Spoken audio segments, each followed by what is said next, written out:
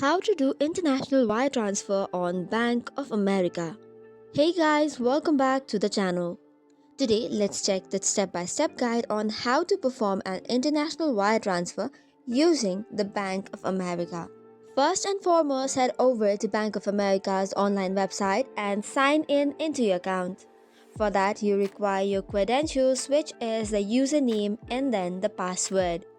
Once you have logged in, access the Transfer tab from the home page. It is usually located at the top navigation bar.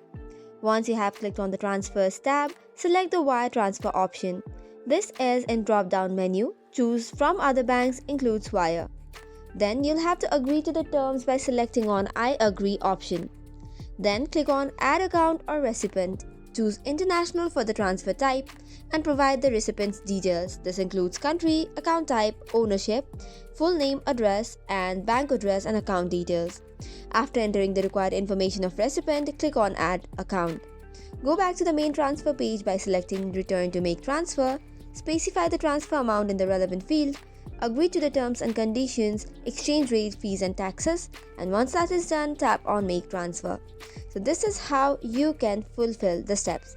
So that's all for today's video. For more such contents, do not forget to hit the like and subscribe button.